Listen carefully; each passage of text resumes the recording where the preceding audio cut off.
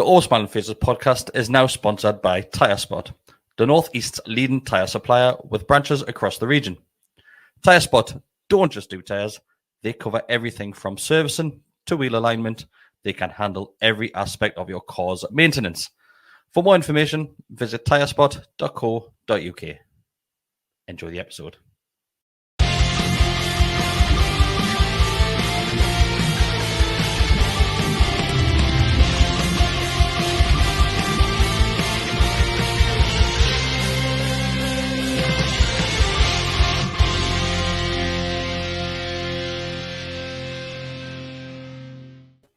Hello, everybody. Welcome back to the Always Smiling Faces podcast, live on the GallowgateShots YouTube channel and coming in your ears on all of your favourite podcast platforms. Very good. Very good start, that, Mark. Well done. Yeah. Well done. Well, Better you know. than the other guy. I've been missing for 2 weeks. I've been practicing because I knew I was in the hot seat tonight. Because for those of you that aren't familiar with balded and bearded fellas, I'm the other one that hasn't been here for 2 weeks. The one in the hat's gone on Hills holidays now. They'll be Maybe not sitting 2 Mondays you missed. Was it two? They'll be sitting, oh, God, Chris looks rough, doesn't he? Tan but rough. Thinking, Get the hat back on. Get the cap back Chris on. has had a really good holiday. Someone summered well. He's put about 5 stone on. Ron took Seal. his hat Got a off. tin of Ron Seal. You're looking good. Lovely to have you back, Mark. Thanks. He said. It's not. Decker's dad said the same. As that? Yeah, he did that. So, as you can hear, I am joined by Messrs. Bestie That's me. and Petri, and we have a special guest this evening. Those of you that are familiar with some of our videos and podcasts on the channel will recognise the good looks and voice of our good friend Dan. Hi, everyone. I don't know about the good looks, but definitely recognise my voice. Hopefully. Compared to that side of the table. Aye. Way. Sorry, Bessie, I meant Mark. See, are they picking on us? Yeah, sounds up really. Oh, Yeah. yeah. Yeah, I mean, I'll be That's someone your own size. I know, but yes, we are back, and we are here to discuss our first defeat of the season. Come quick. Let's just have a moment to recognise that. Can't even see me line, can I? I know. No, week off. Well, you We off, eh? We're lost, you you know. could have a new one, right? Let's hope I don't see that one anytime soon anyway. No, we don't want it too Yeah, many no. times this season. But yes, we did travel to the champions and treble winners, Man City, for a game down there on a late Saturday evening kickoff. What did you make of that? Well, I didn't mind it so much as a selfish armchair fan for away tickets, but I think everyone else reasonably booted off. I think it's terrible. Obviously, travel back at 10 o'clock at night, or you've got to book a hotel. Yeah. Cost of tickets anyway, cost of living, cost of everything, cost inside the ground, cost of getting absolutely tanked up on the way down and on the way back, I'm sure. It's a decision being made solely for commercialism, and not a thought has gone into the fans whatsoever. So objectively, absolutely shocking. On a personal note, didn't mind it so much. Pretty much all that. Yeah. Well, I can understand why it was trying to give Man City a bit more time as well, wasn't it? I think because I still don't think the game should be played Saturday anyway. Oh, If after I'm the being Stick it really on a Seville. Sunday or Yeah. a Monday, man. It should have been on a Sunday or a Monday. That's what I thought. But Not that I fucking matter. I mean, it was lovely because I managed to watch Man United get beaten and then watch us. So it was great. Like the way the timing worked and the 2 games back to back was great. Mind you, Guardiola didn't make any changes in either game, did he? So they obviously didn't mind too much. Just insane. I was gonna say, it just didn't matter, did it? Insane, yeah. That was an interesting point, wasn't it? Two games, no changes. It's a bit like, when you're playing Football Manager and you can't be bothered. Aye, can't be bothered. Yeah, can't be bothered. Just drag Aye, that mouse just today. that one. I think that's what he did. Aye. It is mental though, that you're able to do that. I mean, mind you, well, I know we're going to go on the game anyway, but actually, I'm going to ask Mark because I haven't spoken to you in 2 weeks. So, going into that game, were you confident? Did you think we were going to get anything or a hiding? Or I didn't think we'd get a hiding. I was probably more confident than I have been at any point of going down there, and I wouldn't necessarily say winning, but certainly giving them a good game and looking for a result. Even when we've been on a decent run of form and stuff like that, we've gone down there and we've struggled. I've lost count the amount of times we've had a bump in there. So you'd certainly hope with the improvements that we've seen, the way that Howe kind of goes around setting them up, that you wouldn't be looking for that to happen. We didn't approach it in the way where we kind of looking to shut up shop and all of that kind of thing. We'd just, tried to take the game to them as much as we could, but I'm sure we'll get on to. But I don't know. I wasn't necessarily one that thought, we're going to go there and beat them, because.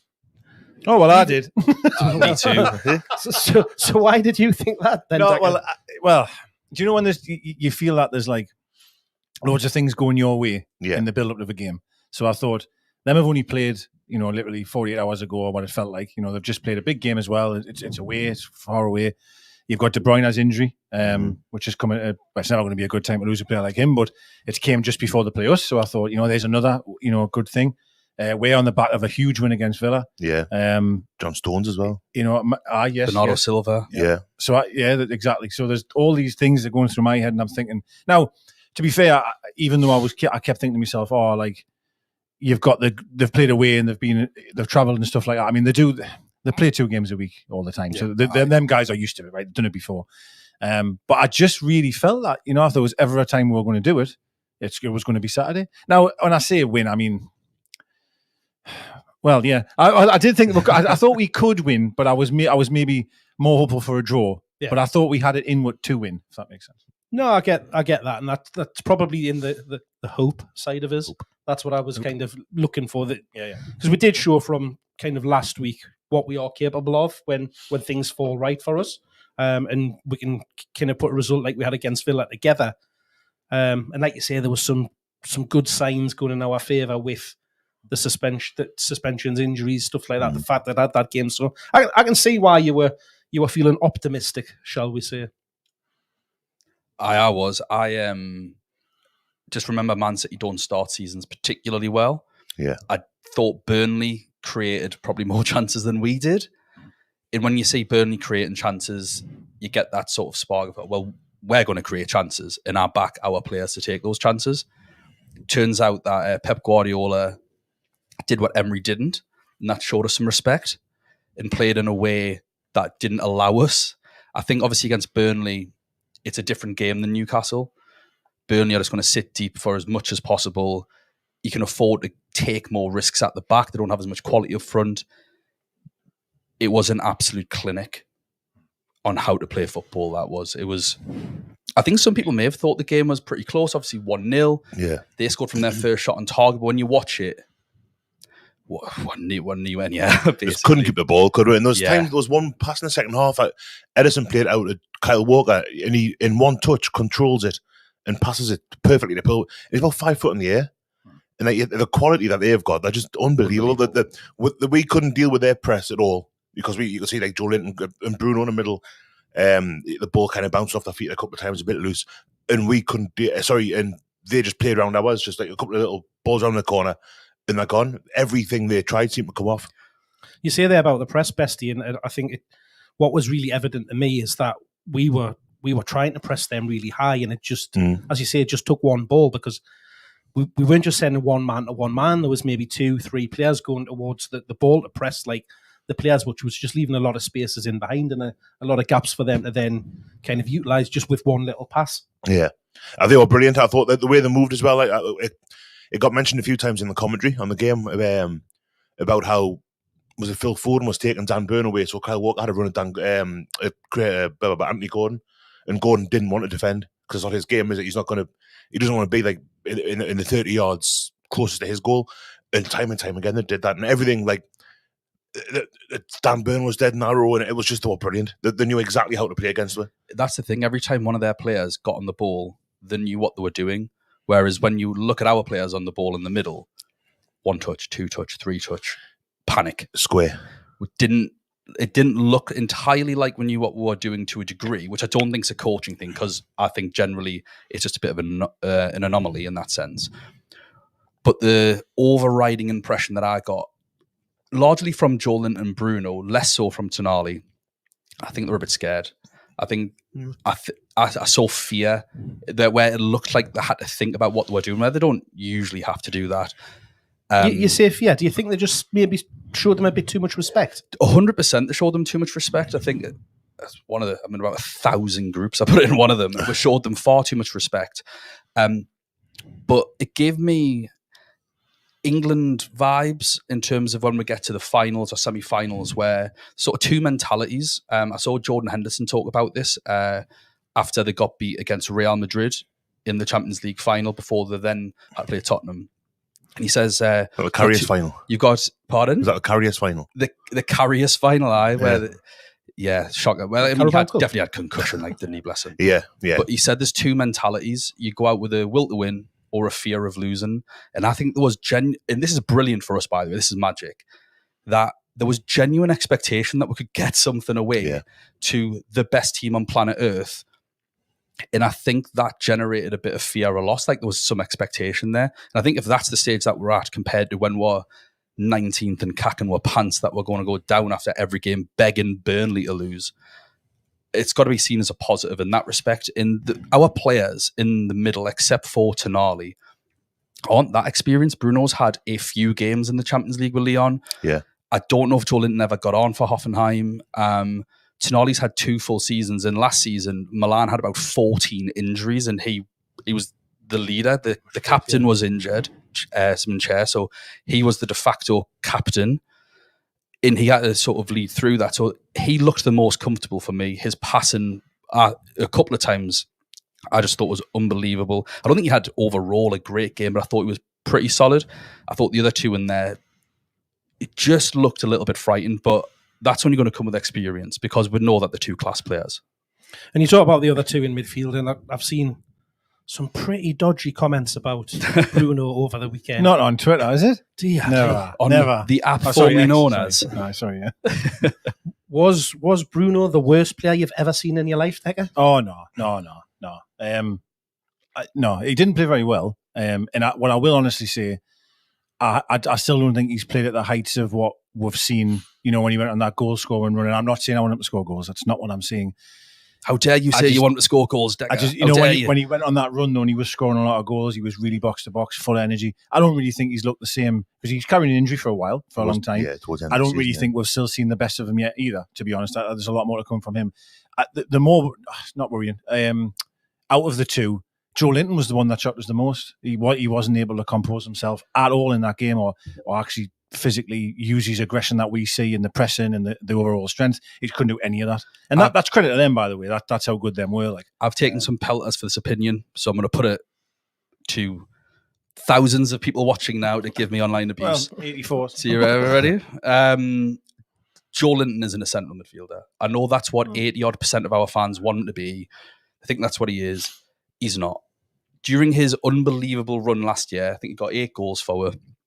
He played left wing, and people obviously talk about that. Well, he swaps with Willock. Yeah, when Willock drives, he'll just drop into Willock's position, and he just needs to hold that position for moments.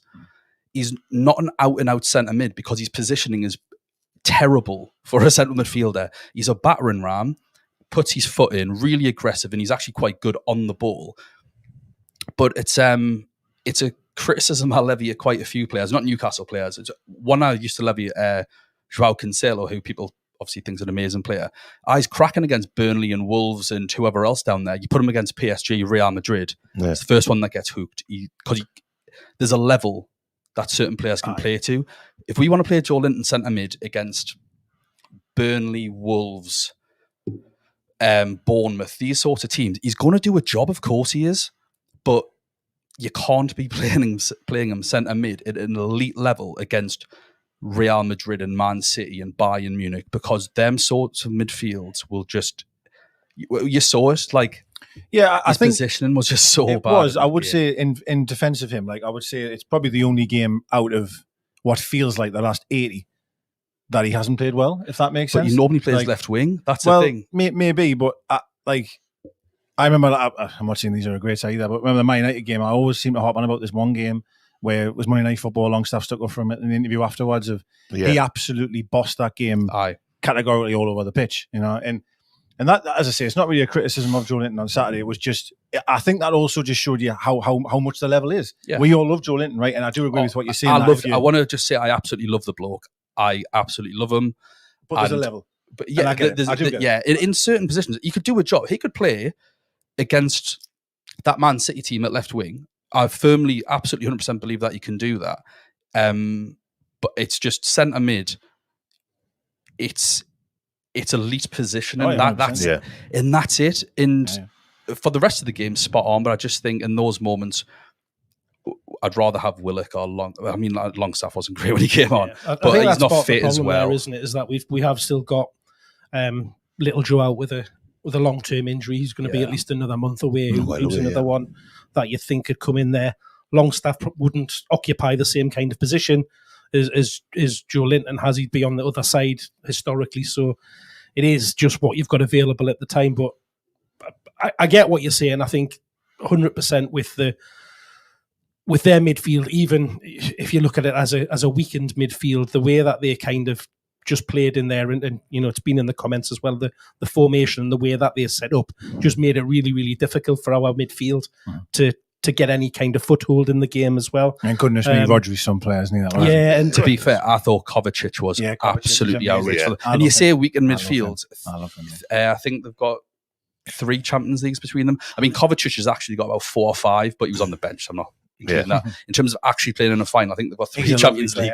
I think he's a lovely player, mate. He was ridiculous against us. And we like we look at Bruno, don't we? As if that's what that's he the does. pinnacle. That make sense? And like you see him against someone like, and you're like, wow, like go back to the levels. And I just think you've got to sometimes. I will say though that I do feel we definitely could have been more composed when we got the ball. Yeah. I think we can't deny that. I think that what happens though sometimes is you're chasing the ball around for so long, and so there was times it felt like 10 minutes and we hadn't touched the ball. Yeah. And then when we get it, there was this rush of blood of, we've got it, fuck. Do you know what I mean? And then we lost it within a second. And Man City will just strangle you. And that's what they did. Like, they were amazing at keeping the ball. I just think I would have liked to have seen, I'm not saying necessarily like the home game last year where it was real toe-to-toe, wasn't it, at home? I think you may be more able to do that at our place. I'm not, you know what I mean? But it just wasn't, perhaps we didn't give it as much in that sense as what I was expecting. It was very much a lesson, I felt like. Yeah.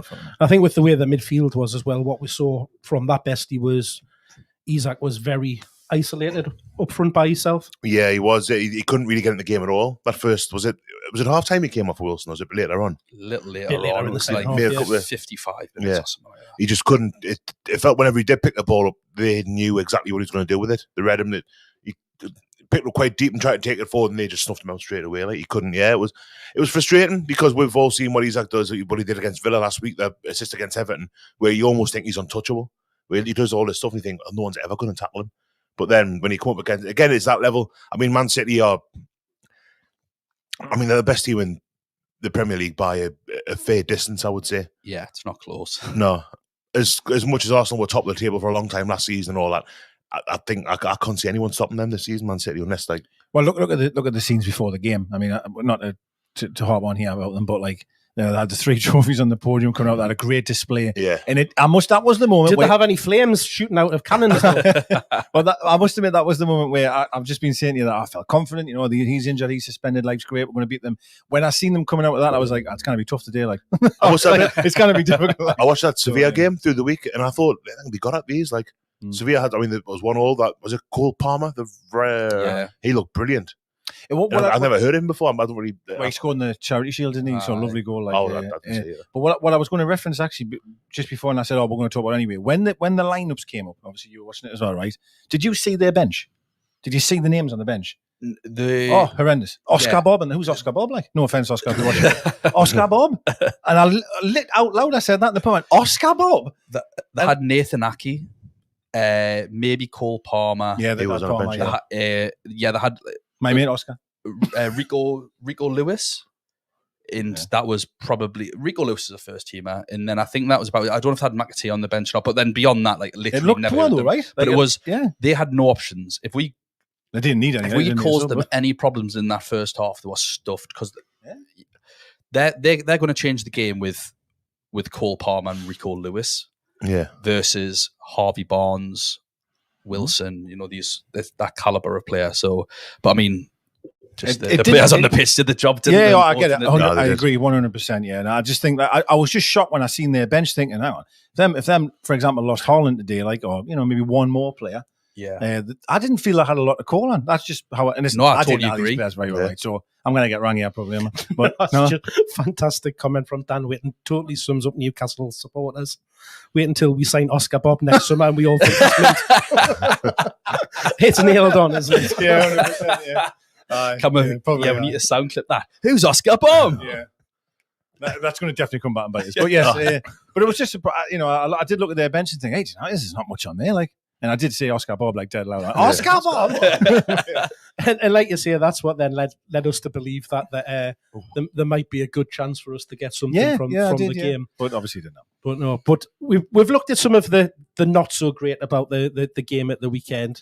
Let's turn our attention to somebody, some people that were absolutely brilliant. Oh, I know they're going to be. There's at least 2 in there. I'd even say 4.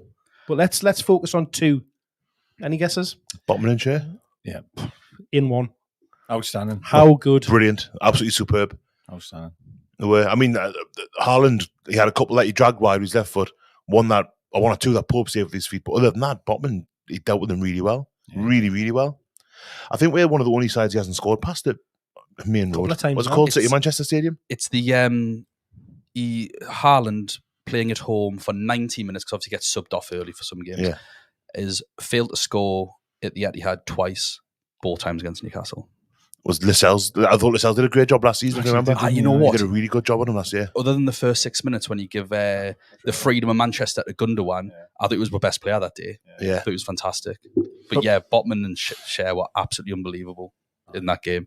And I think we relied on them a lot. I think they covered some cracks elsewhere, but Botman, he obviously had a cracking start of last season. I thought he dipped after the World Cup a bit. I thought he made some mistakes. That tackle away to Bournemouth. Yeah. And he had a couple of other little howlers or whatever. And it looked like he was just, because he's so young, it looked like he was just on that little down. I think he started the season unbelievably well again, and we are so lucky to have. I think that's a good point you've said. Actually, you forget how young he is. You really do forget, because he plays with so much, looks like experience and composure. So composed against that. I'd be doing a Gary Lineker on the field if Haaland was up against me, he just looked unfazed. Fantastic. They were both fantastic. Like, so then were the 2. So you said possibly 4. I think the back 4 as a whole were excellent, but particularly Shea and Botman was head and shoulders, not just in stature, to be but fair, in performance. Shea had that tackle against Haaland when he was 1-on-1, didn't he? That was unbelievable. That was unbelievable. Yeah, it was. As good as a goal that. I totally agree. I think Trippier had a very underrated performance. I think he had a hard job. I thought he did really well. I thought Dan Burn was, for the most part, very solid, compared to especially last season when Phil Foden sent him for a hot dog for the goal, and other numerous occasions. I thought he did really well in this one.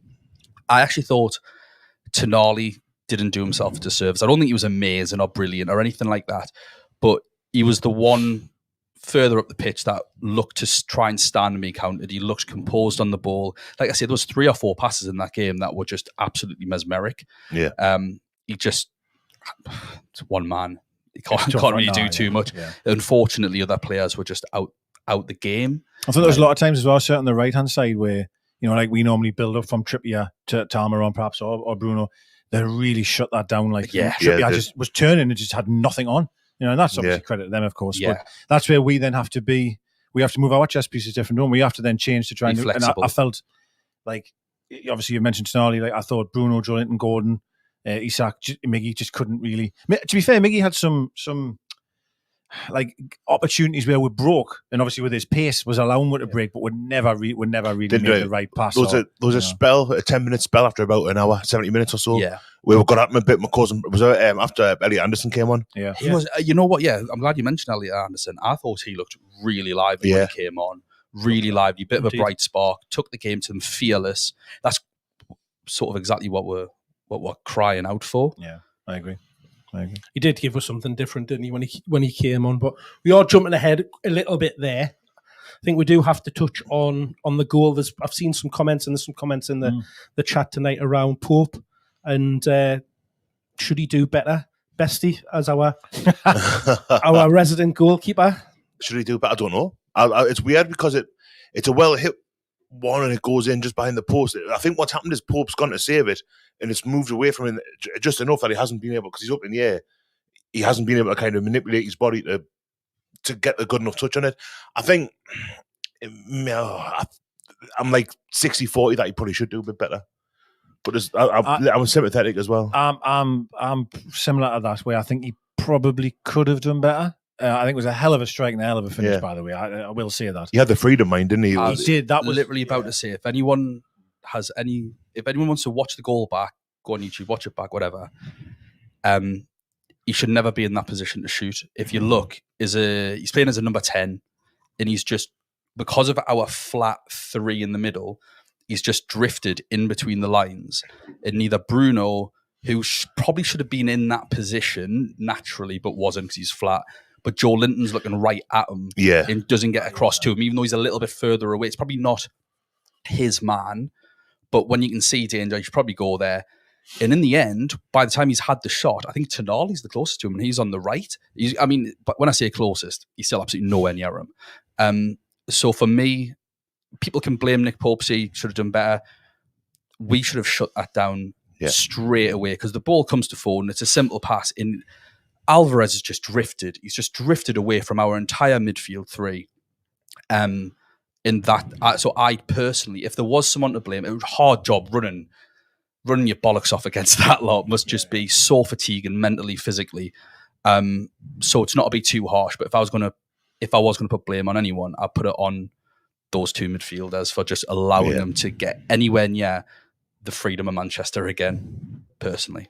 It was. I think it's Kyle Walker that initially plays the first pass into Foden. Aye. And he's just in a load of space completely by himself. Plays it to Foden, who just then turns. And it's as you say, they just seem to position themselves between players. And, that is a sign of a clever player to do that. Take yourself away, put yourself in a space where somebody's either going to have to come out of position to pick you up, or they're going to have to stay there. And, it's going to either work one way or the other. They'll either create the space for somebody else, or you'll get it into your feet. And like you say, we're punished. But, Foden, what a pass. Lovely player. What a player. He was unbelievable. It's the best I've ever seen him play. I think so as well. I did. I thought that as well, actually. It's quite interesting that all of the chat before the game was, are they going to miss De Bruyne? And, are they going to be the same team? Might as well sell him. Get in. Half the time he can't get in. Do you know what I mean? He was incredible, wasn't he? He was just ridiculous. It's unfair, really. That's the Foden that we know exists. Yeah. You hope to see it, obviously, when he's not playing against your team, particularly when he's got an England shirt on. Yes, but fingers crossed. I tell you what, him and Bellingham in the same team. Exciting. Which Bellingham? Both gone. Not the Mackham. Not the Mackham. England have got to win something with them to win. It's like I kind of remember thinking that when they had Gerrard and Lampard as well, mine. So. But I think there's a system that, like, obviously the popular system at the minute is your back 4 turns to a back 3. And then your fullback moves into play in a double pivot, and then you've got 4 behind the 1. If England can play that, we've got the players, obviously Stones, Ben White, but then you've got Bellingham and Foden as the 2 behind Harry Kane. Saka on the right, Rashford on the left. I'm sorry, there's no excuse. Declan Rice in there as well somewhere. Well, Declan Rice would be that pivot. Yeah. What a team. What formation we're playing here? 2-8-1 or something. The canny few midfielders squeezing into that England team, but no, he was something special, like on that performance, and I think again that impacted on what we were able to do with the ball in the middle of the park when he just had so much freedom and space to almost do what he wanted and just float into that awkward space between your defence and your midfield and just cause bother. Honestly, the thing, like, especially after the first half, I just kept saying, God, I think we're a mint team. I do think we're a great side with some really good players. And we just got schooled. Like. Guardiola and I know the that. score may not represent that, of course, but if you just, as Dan said, if you just physically watch the game of football, we couldn't get the ball, man. We just couldn't get it. Guardiola said somewhere, he says if we were trying to go toe-to-toe, Newcastle would play off the pitch. Yeah. So words to that effect. Yeah. If it wasn't filling me with crippling anxiety, it was almost a pleasure to watch. I mean, because I had a few texts and I go, it's boring, this shite. I was like, well, I think it was because it wasn't that sort of energetic, end-to-end battle, if that makes sense. It was frustrating, wasn't it? It was. You watched it going, oh, my God. But I did at half time go, wow, that was an unbelievable performance from them. Do you know what I mean? But anyway, we're not their podcast, so Second half things did pick up though. No, almost immediately. If I'm being honest, almost immediately it was better. We were getting at them, we were trying. But again, though, we didn't really do anything with it, if that makes sense. But it was more promising, though. It was certainly more what I was expecting, if that makes sense. I thought anyway. Anything else in the game that you guys want to chat through? I would say that the chance that we had when Wilson robbed, was it Rodri that he picked the ball up off about 40 yards out? Yeah, it was more than that. He was Diaz, just inside their half, wasn't it? Everyone has made a big deal of that. Their half's only about 50 yards. When he robbed him and then ran and then lost it again. Did you say 4 yards? What a 3-on-1. 40, right? And he's obviously, I'm not sure how his decision making wasn't great, but I think it's more so he actually just miscontrols it. He gets a so call. if his decision making was good, he can still miscontrol it. Yeah. It's just one of them things.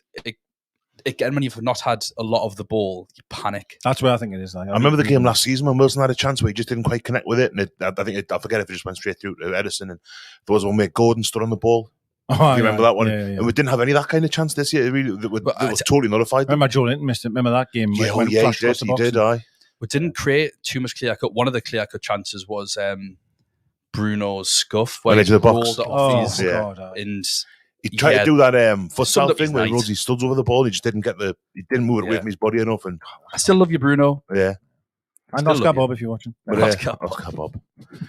But there was a few times where Mickey took the ball down the right hand side and just made the wrong. Like he's got Trippier on the overlap and doesn't use them, but then it loses it, and it's kind of. Mickey got a lot of abuse on Twitter after the game. Apparently on Saturday. Yeah, I thought I didn't think it was his best, but he was. Maxi was getting shit. I seen. No, he was absolutely dead by the end of it. Mickey was. I would have won 2-1 if Maxi was in the team. But it was. I don't think it was a particularly good game. From again, I think take the back four and Tonali, back five including Pope, and Tonali out of it. I don't think it was a particularly good game. But if you're going to have an off game, have it there. Aye, and just get beat 1-0. That's why I agree. It could have been 4-5. Well, it couldn't.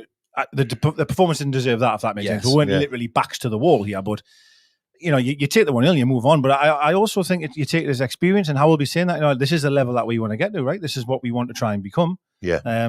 And you just got to learn from that and move on. And I've seen loads of people going, sell him in the summer, and we'll never get any other likes of him. And I'm like, lads, it's been an hour and a half here, man. Let's just relax, you know what I mean? Aye. But yeah, it can be like every week, doesn't it? With Mickey, he's a one that does massively divide the fan base. So, well, I said when my mate left, I said, who's it going to be next? And I seen Byrne getting quite a bit on, which I thought was very unjust. I thought Byrne played well. I thought he did as well. Very few well. of the comments I seen, it was a lot about Byrne. I'm thinking, what's he done? He hasn't done no wrong. Yeah. And Miggy, I thought, energetic, of course, was there. The pace was there. No question that final ball and that little bit of composure wasn't there. Yeah. But, I don't think it's ever really been there. It's emotion rules logic. It does. It It's does. I think it's one of them things. Like, we're all passionate. I had some very choice words for Miggy, Wilson, Bruno, a lot of them during the game. To my telly, quite loudly. But that's because you're involved in the game, your emotions there. Mm-hmm. You can't quite see things straight. I think once you've had that time to calm down, digest, you can then just let your brain take over. Go, look, logically, there were some bad points to the game. Yeah. There's some good points.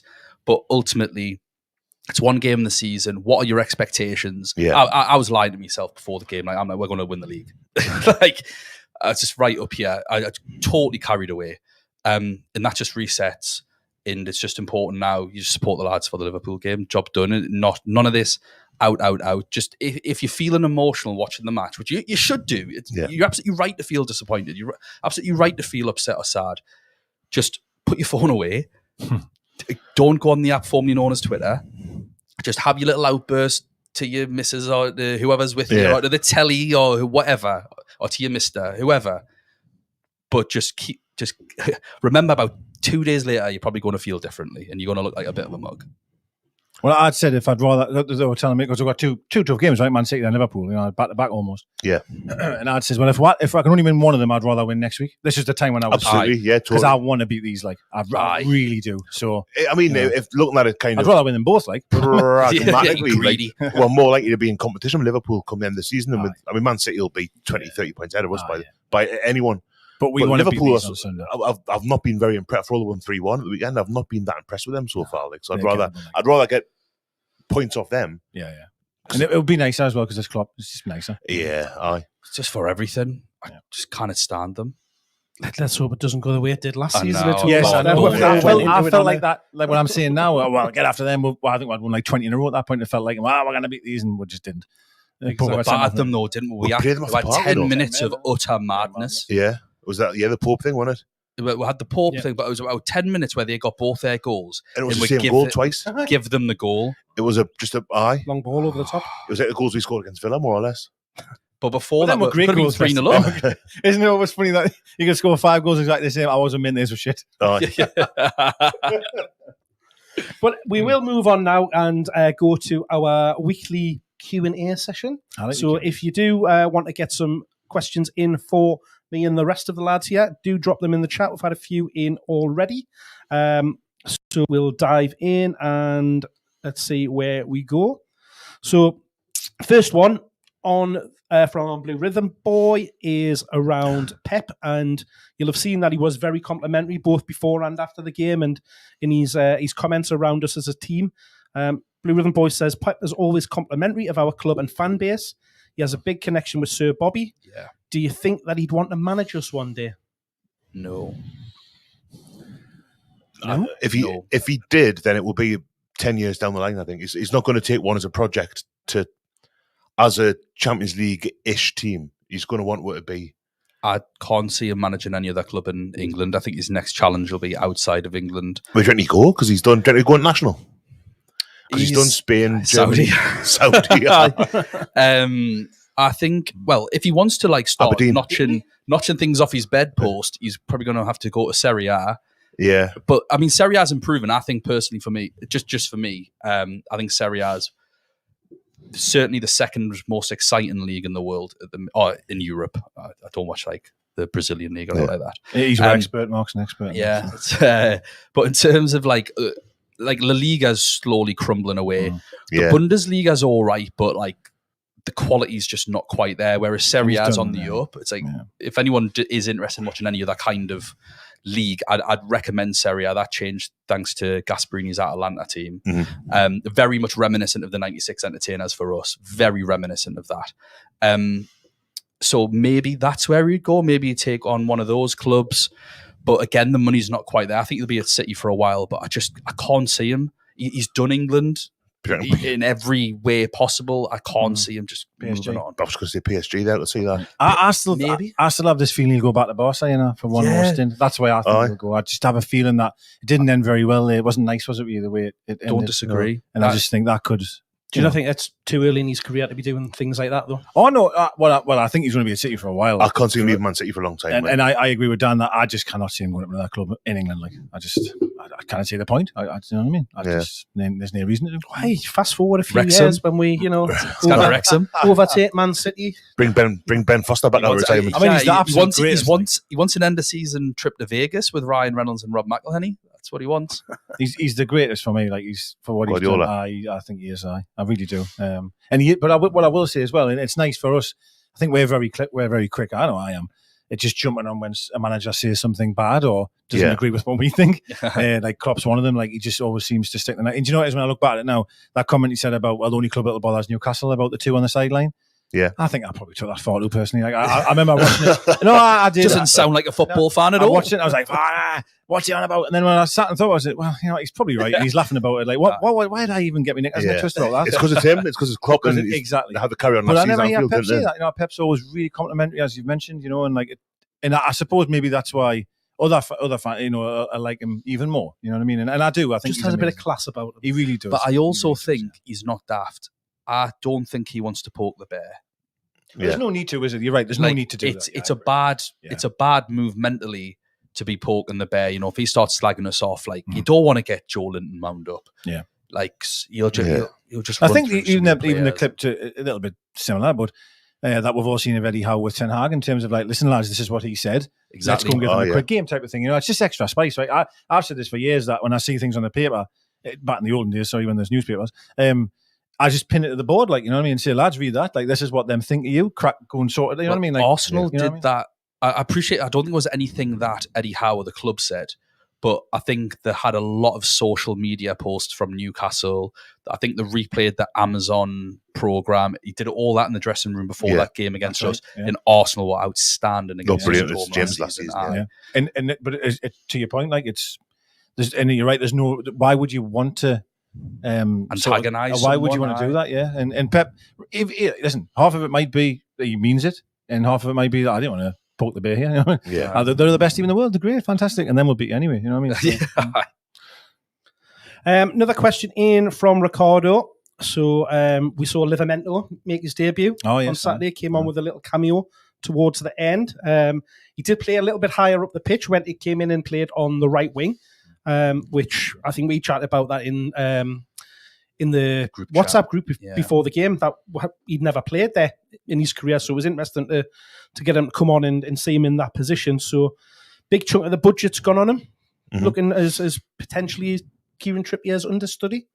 Nice to see him make a start. Well, substitute start. I'm delighted. I am a huge fan of his from when he was at Southampton. He obviously, I think he played once last year because of his ACL. But before that, he was magic. It was one of those where you thought, how can a right back possibly get in the England team ahead of Reece James and Trent? And then this kid comes along and go, three of them. Oh, and then Trippier is literally having to go to left back. And then you've got Kyle Walker. But I just thought if anyone can do it, it could be him. So as soon as we were linked to him, I was thinking, yes, this is great. He's played right side of midfield before a few times, but again, not Miggy's position as a right winger. Yeah. I think he could do well there because he is good in the opposition box in that area. He's got good delivery, good finish. But because he's naturally a defender, he's going to do the work backwards, which can also emulate Miggy as well. Yeah. He's never, ever played left back in his entire career at youth level or professionally. He's played left-sided midfield once. So the thought of him playing left back, I've seen stranger things, but I can't really see it myself. I think obviously, hopefully it's not done yet, but that Lewis Hall deal goes through. Then you've got him and Byrne as your left backs and Target still there. Yeah. Byrne can cover. Botman's so good on his right, he'll probably be the cover for right-sided centre-back. And then you've just got Trippier and Livramento. Livramento's going to learn from Trippier. Trippier's in his 30s. If we have ambitions of not getting dumped out the FA Cup by Sheffield Wednesday again in the first round that we're playing, we're going to need two right-backs. We can't play Champions League, FA Cup, League Cup, Premier League with a 30-odd-year-old right-back as good and as fit as he is. We need cover, and I think he's one for the next 10 years. Such a good sign. Well, I had said, when we're chatting about positions to strengthen, I said right back, and it wasn't necessarily, certainly it wasn't that I didn't believe in Trippier, just to your point that you can't rely on him for 100 games. You can't do it. 33-year-old this season, isn't he? And I think maybe in that moment that I just think we're chasing the game, and he's probably put him more attacking minded. Do you know what I mean? Gives him a few minutes, and sort of just play further forward. But I agree. I think his position is going to be right back, like it will be.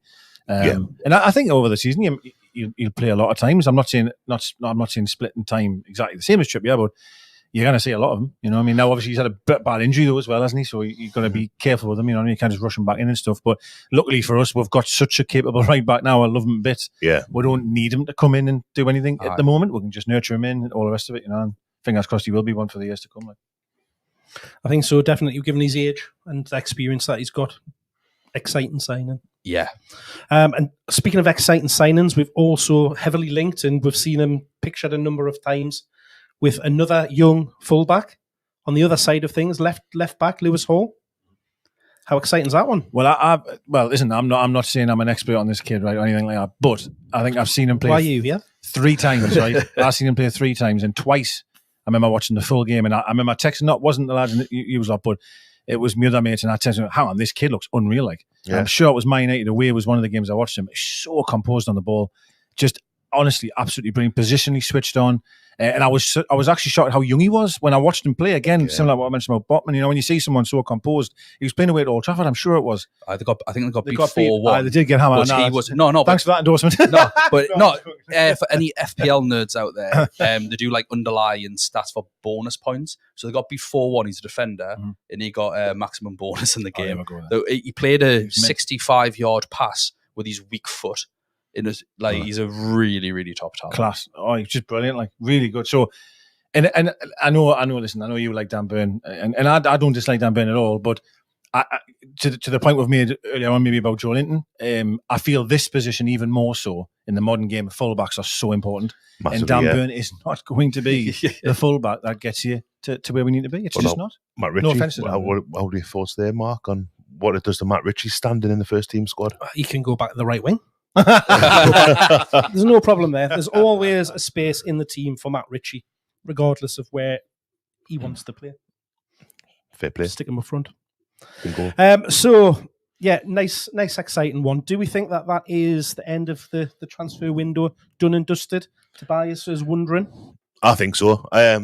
There's talk earlier in our WhatsApp group, I think, about Kieran Tierney hasn't travelled to Crystal Palace tonight. Not that it's far to go from Arsenal, but it might be late.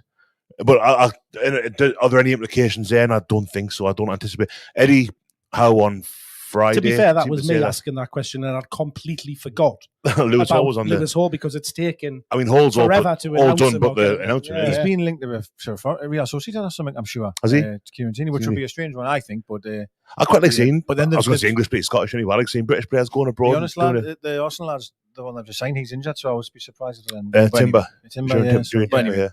He's out for 6-7 months and he ACL now. Killer that, like. But I don't know. Though I know there was talk of Tapsoba from Leverkusen a week or two ago, and I've got a soft spot for Leverkusen, so I kept an eye on him. But the players they've sold that have come over here haven't all been pretty.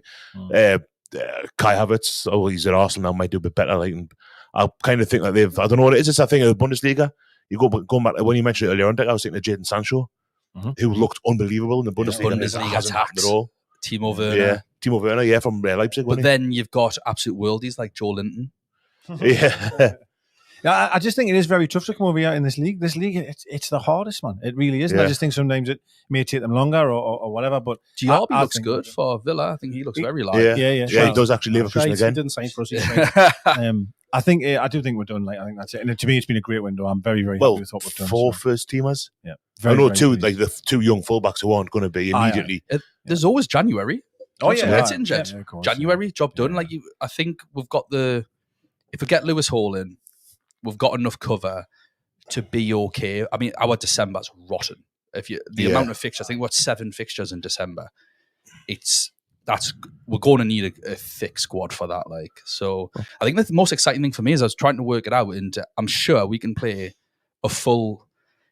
If we play Murphy at centre back, the lad from pre-season, I think Jacob Murphy. You can do anything. Jacob Murphy's a hero. I thought we missed him. I think actually, we can play a full English 11. So that'd be quite nice. If I don't know when the last time that happened in the Premier League. I'm assuming West Ham or someone like that. But I think actually it might have been as it goes. Like, but obviously January we're talking about that, and we've already, it would appear, signed a pretty substantial sponsorship agreement behind the scenes as well. Yeah, not quite behind the scenes so much now. Like, but we've got a lot of questions about that, as you would imagine. So Marv started it off with, what did you think of the Amazon Prime Boo Boo and what it led to being unveiled? So I have to hold my hands up. I've been on holiday for the last 2 weeks, so I haven't watched the documentary yet. Obviously, I missed the 3rd and 4th when it was randomly dropped out there, but couldn't avoid the spoilers. So I've got the first 2 episodes to catch up on this week. Now that I'm back, but I am in 2 minds whether just to wait so that I can watch them all together. But there's no harm in that. I feel like I might miss out. You're gonna binge them. Yeah, I do like a binge. You can tell. Yeah. Pot kettle. But of course, the news breaking out of the leak was the clips of Amanda and Merdad and Daniel Eels and Darren Eels and Peter Silverstone, the other guy Stevenson, is it? Silverstone. Silverstone says yes. Alicia. Heading over. That'll be interesting. Sorry, I'm clueless about heading over to Adidas HQ. Yeah, to go and have a little size that place as well. Massive. So massive. Adidas have released it now on X, I think, with the black and white sort of like with the one because we've about 3 different logos, haven't we? Adidas, the equipment one, blocks. They've got that in black and white and coming soon. Yeah. September the 1st it is. They kind of had to Yeah. do that, Yeah, it is. Because that was the date that the last episode of the documentary was due to air. Aye. So I think what's happened, it appears to be quite apparent, is that it was all meant to be. For me, it appears that the whole documentary is just being a trailer, a long secret trailer for a big announcement, for that announcement. And when it happened on Saturday, wasn't it, when it all kind of went loose, it looks like there'll have been loads of phone calls, people shouting at each other, going, horrendous. So Adidas have said, right, we're just going to, they probably had that ready to go, and they said, right, here we are, and we'll just kind of pop that on. That would have dropped on the last day of August. That our episode drops at midnight on the 1st. Everyone watches that. Oh wow, it's them. 100%. It's just been shocking, like awful, very unprofessional. I can imagine it's not our fault. It's not Adidas either. I can imagine Castor being really, really upset by it. Like, it's awful. I can imagine they must have known. Like, surely they're not. There's no way they could have announced it without first, because they'll have had to pay. I think there's another 2 or 3 years left in the Castor deal. So I think they would have had to have paid them off, paid like a severance. Yeah. Anyway, but in the summer, when there was all of the chat around, is it the end of the contract for them and stuff like that, you'd imagine that's where, because there was lots of rumours about them trying to get out of the contract. Then this summer, before they released the kits, it's been every summer, hasn't it? It's obviously been part of those discussions of, right, you get one more season. It's been lovely, but we need more money, and Adidas seem to want to give us that. Money aside, strictly from a fan's perspective, imagine both same contracts on the table, exactly the same amount of money. You're happy that it's Adidas over Castor now? That's an interesting question. I'm not sure. I'm not sure. I am. I'm personally delighted. It's a lot of it for me is that they've been really good, certainly with Arsenal and Man U, with the retro stuff. So there's they've brought like all the old, like the Man U, the blue and white kind of weird shape kit from the 91. There's been loads like Arsenal tracksuit tops and all that, like that from back in Arsenal's new kit, Arsenal's new third kit, the green and blue. That was actually an Umbro kit back in the early 80s. But they're really good at the kind of the paying lip service to the old, and I think Adidas will do that. So if you've got a bit of training kit from that season or those seasons, get them sold now, because they're just going to drop in price once the proper stuff's out. Scotty's put a message in there around Adidas coming in, and his question is: do you want to see re-releases of old kits, redesigns of old kits as new kits? Or do you think that old kits should stay in the past and focus on new designs? Well, given that every bloody summer, whenever there's a new kit comes out, someone reimagines it in the blue and red hoops or a grandad collar. It's gonna. I'm quite happy for them to. Even having said that, I was going to do what Castor have done. The home shirt this season is just a 83 home shirt with a new sponsor and a different cut. So it's just I suppose there's only so much you can do with black and white. And if they re-released an updated version of the 95, the Grandad one, or the Tino Champions League one, but Castor's already done that.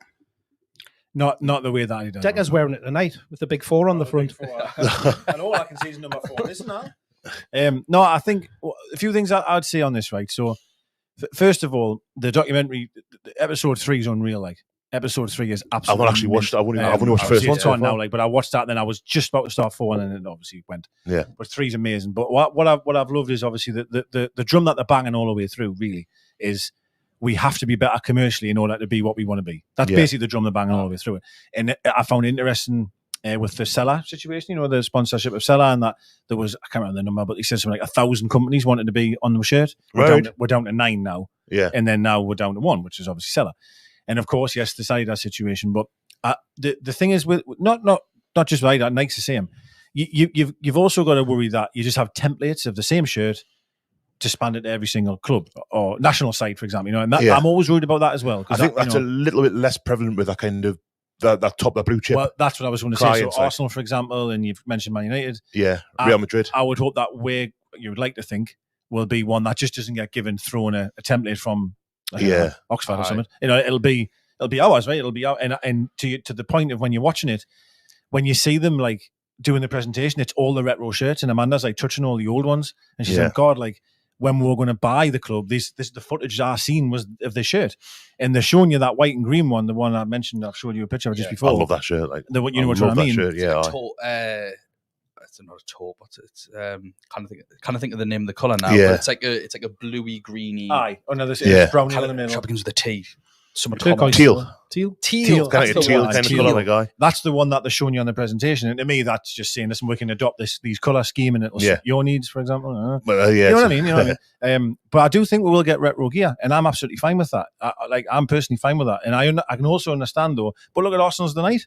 You know what I mean? Like, I that's like got nothing that to do with retro. It's but awful. Absolutely awful. What I'm saying is I think there'll be a mix of all sorts. You'll get, your home shirt might have glimpses one year, by the way, just 1 year of 94, 95, 95, 96 for 1 year. Do you know what I mean? But your away shirt might have maybe that. It may be nothing to do with this whatsoever. Even that one for me, that's it's the second or third time Adidas have done it now since I got back to Arsenal 4 years ago, whatever it was, where they've done an update on the bruised banana.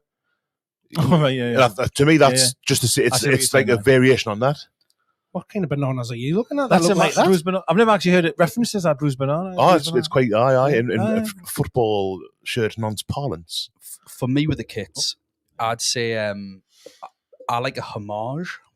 Yeah. So like, let's say for this one, like I'd like a sort of burgundy and blue kit. But again, we've had it. Puma did it a couple of seasons ago. Just do it again. The Puma kits. That's like saying, black and white again? What are you doing? Oh, no. We've had that last year. I'm listening. With the Puma kits, I think I like about 2 of them.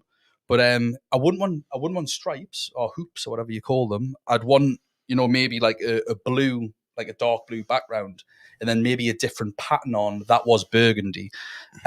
Or you could have obviously we had that blue kit with the green and the orange sort of stripe down the side. You have a totally different design, completely different, but you just use the colour scheme from the old kit. I remember that evokes enough emotion, but it's still something completely new. I think that for me would be how I'd want the kit. They kind of did that the kind of updated version. That one in 2006, where it was a red body with blue sleeves and gold. Passport. Yes, it was similar to that. Passport line. Where Paul Hunting, Martin's at Tottenham. I remember. Yeah. So it's something like that, and that was Adidas as well. So it's in the playbook, for sure. And I think we'll see it the denim one. But everyone, we all talk about the kits, but everyone, and I love kits. I know best you do as well. We're very passionate about them.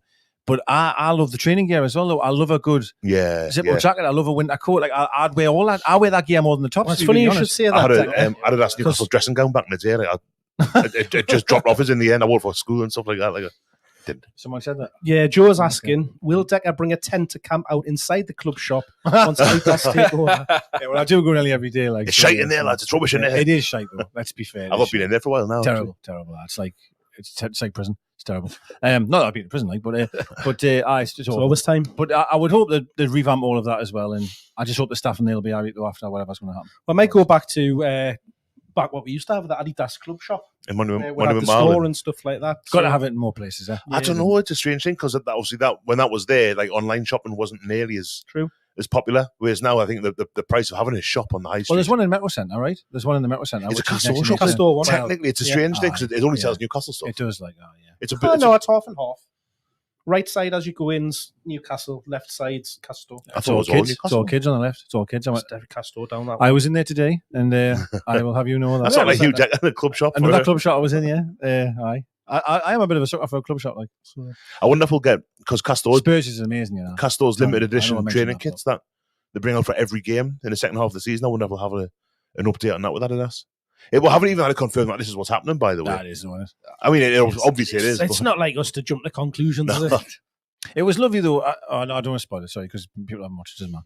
Next question. Because I don't want to say something, then I'll spoil when they're going to watch it. No, I mean, I am a little bit, I wouldn't say concerned is the word, because you'd hope that given what we've seen. And why even mention concerned? What do you mean? Have you seen some of the shite Adidas put out? Have you seen some of the shite Castore put out? I'm firmly in the Castore club. If I think all of the kits that Castore have designed for us have been fantastic.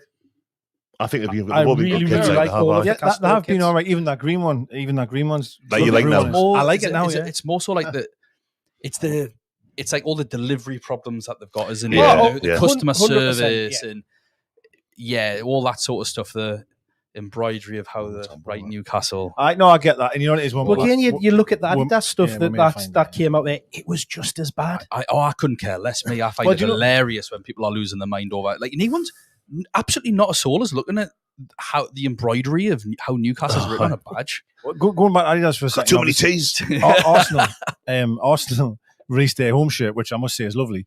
And then it's written, is it 33 result or 34? I'm 36. Was the Invincible season? Stuff, So it should be 36 results or something. Only had 33 of them on the shirt. So they had to recall them. So there's blunders everywhere. It happens. I mean, I'm a massive Adidas whore. I love Adidas stuff. Go on, Mark. So, but I do just have only a fans niggle, of you just a in niggle oversized in the back of my Adidas gear.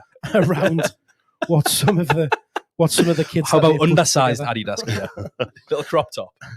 But no, it's hey, the money that it'll bring in will make a big difference. That's that's what we've seen from a design. I'm going to be able to pay that. No offense to them. No, well, we know that they're it's less. What was it? 6 million a season, 7 million a season. 6.5, I think. That they're paying us. Shiva just says hundreds of millions. Yeah, that's what he says. So You'd is it 200? expect Is it 3? I don't know. But even if it goes to 50 million a season, it's double. That's It's tenfold. It feels like the deals that they're signing now, like you look at Man City being sponsored by Etihad for 15 years now, is it?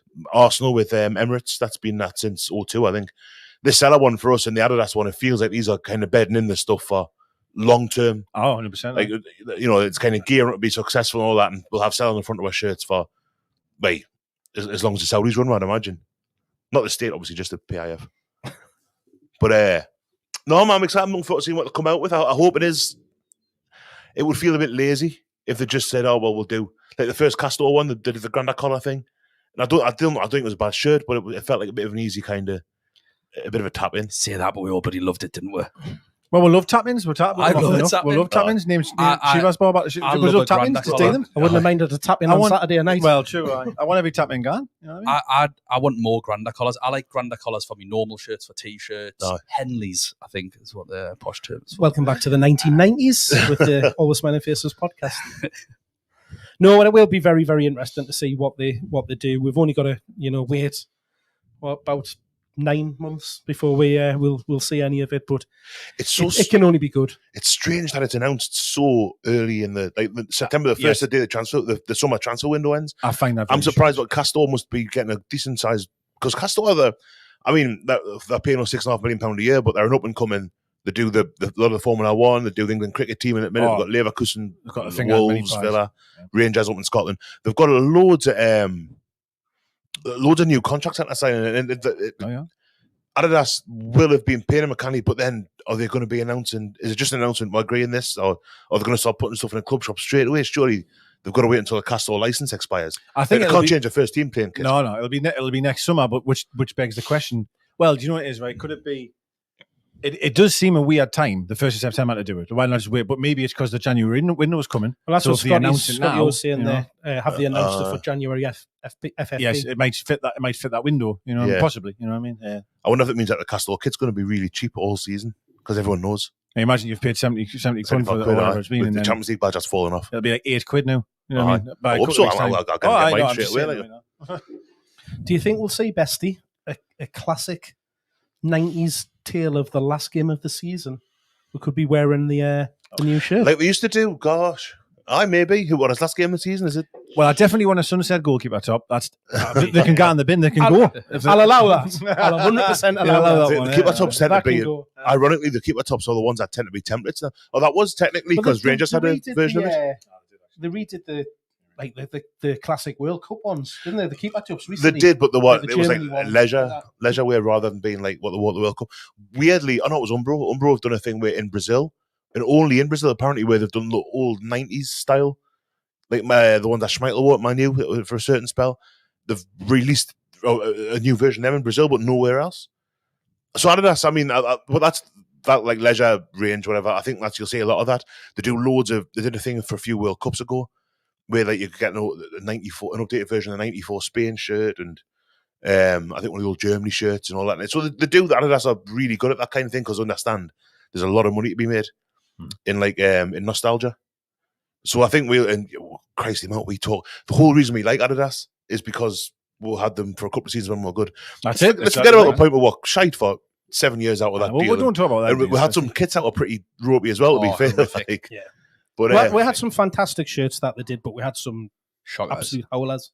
That yellow, Honking. the custard, the 2 shades of custard. Oh, see, I the love that custard one. out of the carton and the custard 2 Where's days it later, gone? stripes. That's gone, Not isn't it? kicking around, yes. That There was one horrible, somewhere. that. I love that shirt, me. You see, I really like that shirt. Because it reminded you of custard, and you love custard. I do love custard like that. The one that I'd really, really like to see do again would be the denim.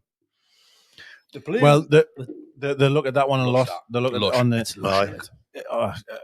That was the last game Yeah, at Roker Park, wasn't it? Yeah. Beardsy and Ferdinand. Aye, so the look at that one quite a lot, and she's like pointing at it, and I'm thinking, The just do that back. one It again. was a beauty. Yeah. You know what I mean? That was another one of them, though, that rubbed your left nipple. If you got a sweat on in that one, Cut you to I used to wear rip, one for PE back in the day because our PE kit at Mortimer in Shields was blue shirt, black shorts, red socks. So I wore that away shirt, home shorts, and the socks from that kit for a year in PE. But I would sit like at the register at the start, like with my arms crossed, as if to kind of tell. Well, I remember. You know what I mean? This is It's a true, totally this different is- shade of blue. I was getting the metro to the match. Oh, you're Mortimer as well, weren't you? Yeah, I was. Aye. I was. I had that one on the one you had, the denim one, you know, and I never forget it. Me nipple, right? Aye. And I was still collecting stickers at that time, and I had a shiny. I'm sure it was Wolverhampton Wanderers or someone, Aye. and I took the stick off and just clagged that on me tit, and then put the top back on. So I had like a shiny of a Wolves badge. But then you like, didn't put the top back on. I know. To this day, Shiny on the other nipple. But you had a heavy meal that day. Every meal, yeah. But it stood the job though because it was slippery and lovely. but it was really, if you got a sweat on that one as well, and it dried, it was Oh, you were in big brutal. trouble. You were in big Absolutely trouble. brutal. That like It was like something like a soldier would wear, like like a Viking. Like when you were wet, it was Aye. like so heavy. It was now like, it's the shorts were the same material. either way. The shorts were the same, so Yeah. that I was. I think you'll never get that's one thing I will say about the shirts. Then they are never going to design a shirt that is that material. For example, No, So the Grandad even- colour ones because they were quite heavy cotton. exactly. Yeah, them days are gone. polyester. You know, them days are gone. The quality's not that. And everything's made from recycled sea plastic these days. Our sea Weren't plant. they? I read Boomer. Our expert. Our expert. That's where a lot of your kits and even your clothing comes from. Recycled ocean plastic. So it's worth dumping more in there then. Oh, Oh, dear I was me. waiting. I didn't want to say that myself. Oh, But dear me, dear me. Get your micro beads out, lads. Aye. No more cotton tops for us. Get the plastic in the sea. That's official bestie. But no, it's been a pleasure tonight, lads. Can't believe that Oh, we're finished now. flew by already. yeah. Loads and loads of questions in. So thank you very much for sending those in. If you'd like to do us one more favour, hit that like button down below. Of course, if you're watching this and you're on a subscriber, then do that as well. Hit the subscribe button, hit the bell button to get your notifications. And if you want to go one step further than that, what can they do, Decker? They can become a member. They can indeed. Yes, they can. This is the real test. How much does it cost? I'm going to say it's $2.99 a month. Look at this. He's on a roll. Yeah. So, yes, you can become a member. You can support us with a monthly fee. You get exclusive access to content and the secret Telegram group. Secret All touch. going on in there. $2.99. They charge me $9.99 to come in here. I hate to think how many messages are waiting for me in that Telegram group after the last Aye, couple of Mark, weeks. aye. Mark, before we go, there's who was it who put the bring back long sleeves? Someone's just put in the chat there. Bring back long sleeves, indeed. Good shout. Bring back Aye. long sleeves. Aye. Shout. And also, Dave Watson earlier said, has Bestie been bitten by a zombie? I think I was watching the football. Actually, I think I got bitten by a horsefly in Hardwick yesterday, so I kind of. It's exactly the same My left thing. leg's really stiff. Like at the back, it's, the crease at the back end. Eh? Why did he think that? Why do you think you've been I think bitten? I must be watching the telly and I've just kind of zoned out. Oh, for a minute. Yes, it was it's when you Liam. got Liam Knowles was Knowles, asking about bring the back long long sleeves. sleeves. It's when you were talking about the Arsenal top and you're like pointing at the camera. Oh, yeah, It's like, aye. Yeah. I'm not wearing Arsenal top. We've just got 3 people behind the camera wearing Arsenal tops, Yeah. that's all it is. But no, thank you for watching. As I say, do all of those lovely things that I asked you to do. And we'll be back in the week. We've, of course, got the preview. Looking forward to the Liverpool game. I think that's going to be out on probably Wednesday Yeah, evening I'm doing it Wednesday night. for that one. Oh, my God. Don't watch that. It'll be Aye, shite. I wouldn't bother. Doing anything this week, Dan? Not you in general. I mean for the channel. Oh, for the channel. Me and Matthew will be recording. I was like, oh, right. Well, actually, as it happens. plans, aren't I'm we? going to see an osteopath on Wednesday for my sore ankle. No, so me and Matthew will be doing the FPL show at some point. I think he's away, so we're going to try and work it around 2 families and 6 children and all that sort Oh, of is he stuff. with his other So- family this week? Yeah, Yeah. he's with so sorry, Matthew's wife. He's with his other family. Yeah, so we'll be trying to do something at some point. So that'll be released at the back end of the week for upcoming fixtures, which I can't remember if they start Friday or Saturday again this week. All the different kickoff times are a nightmare. It's right. Yeah. Lovely stuff. Exciting times ahead on the channel as ever. Thank you for your time. It's been a pleasure, lads. Cheers, lads. Appreciate it. See you all same time next week. I'm on holiday. See ya. Bye.